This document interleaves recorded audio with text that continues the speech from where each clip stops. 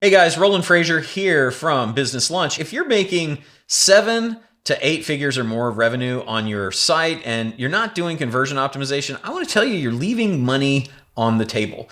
If you don't have CRO or conversion optimization, you're not going to scale to the next level. It's that simple.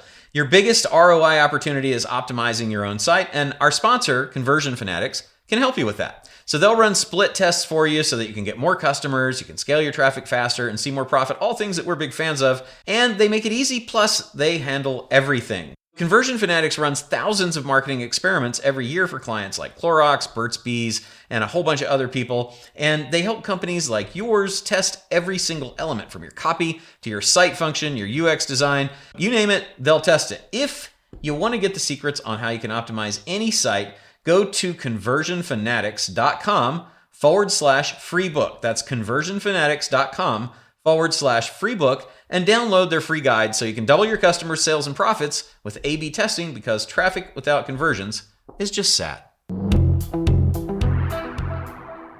I want to talk a little bit about Funnel Dash today. Imagine how cool it would be if you could offer your own branded Amex Black Card style credit card to your community and make 1 to 2% on everything that they spend. Well, our friends at funneldash.com did exactly that. They partnered with MasterCard last year and created Ad Card. It's the highest cashback charge card for digital ad spend, where advertisers can earn up to 7.5% unlimited cash back. As a result, they've 10x the value and revenue of their business by offering a free rewards card to their 5,000 plus ad agency customers that manage $1.2 billion a year in ad spend.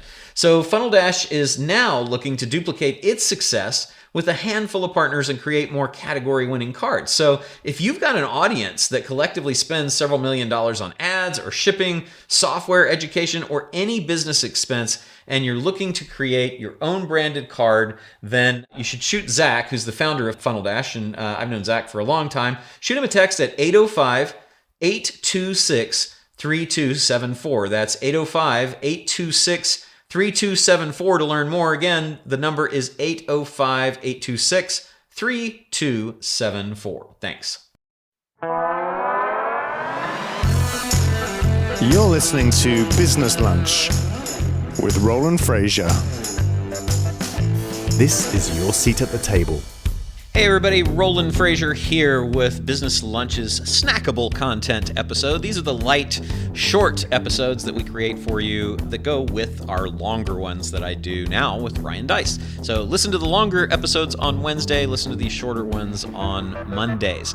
So for today, I wanted to talk a little bit about the difference between how some people approach deals versus how most people approach deals. Most people approach any transaction between them and someone else as a negotiation.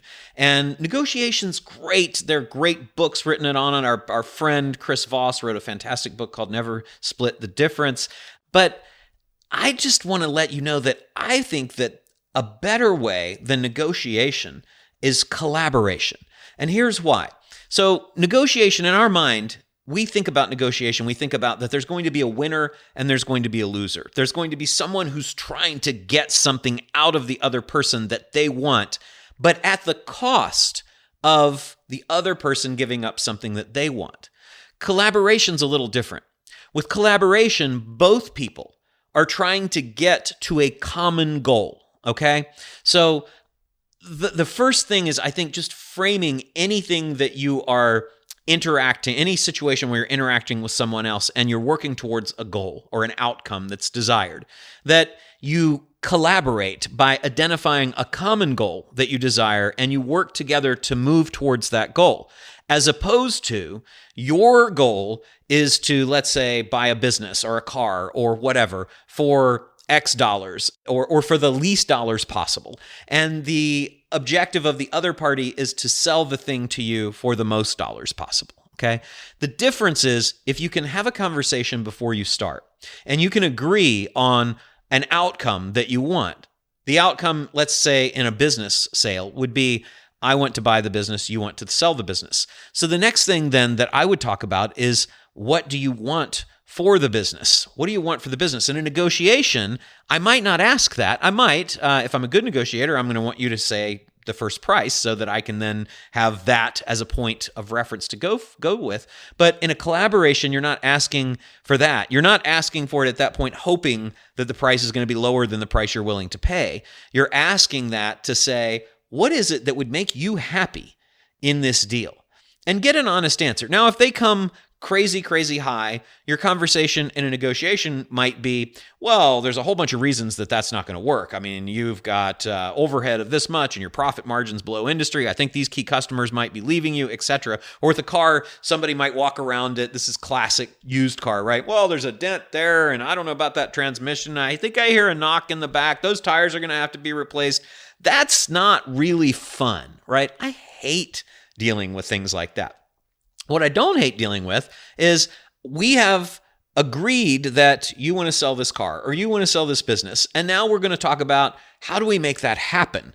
Now we're on the same side. And when I sit down to negotiate with somebody, if I'm in a transaction like that, and I said negotiate, I understand, but when I go into an environment where I'm trying to accomplish an outcome that I want to collaborate, and so I will actually physically change the room in a way that allows me to do that. If, for example, if there's chairs on each side of the table, I'll literally pick up the chair, drag it around to the other side, and sit side by side with the person and say, okay, let's work this out and get you what you want within the context of what makes sense. Does that sound good? Now we're collaborating, we're not negotiating. Otherwise, I might sit on the other side of the table and say, all right, what do you want for the business? What do you want for the car, right? Well, I want this much for it. Okay, well, there's going to be all kinds of problems with that. Here's why that can't happen.